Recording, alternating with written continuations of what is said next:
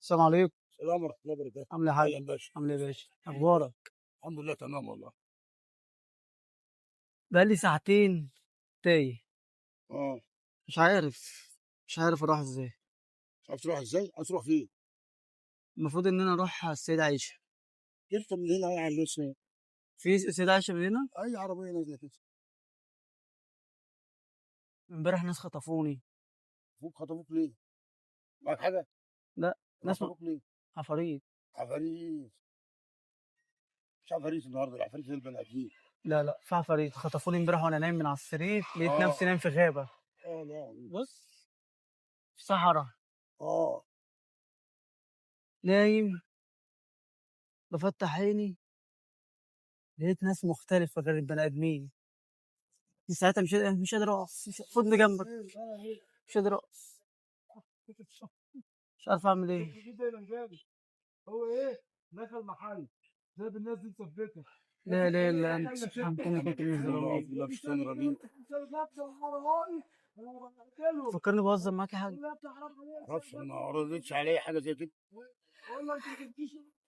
كان في عندنا في البيت دبدوب اه قد كده اهو،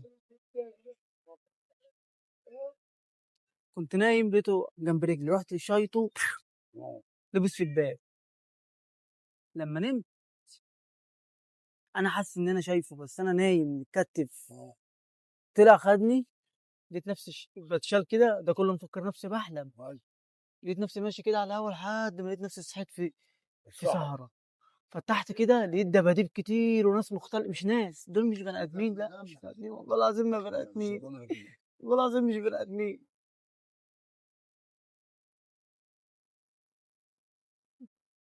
عايز اروح، عايز اروح يا حاج، عايز اروح انا الحاج. هعمل لك ايه؟ روح.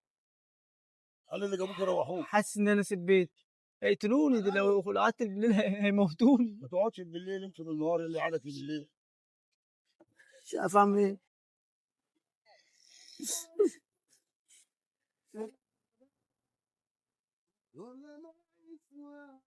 بقول لك يا حاج، نعم. طب لو ركبت من هنا، طب اقول له ايه؟ اقول للسواق فلوس يعيش. مش قادر اقف على رجلي. رجلي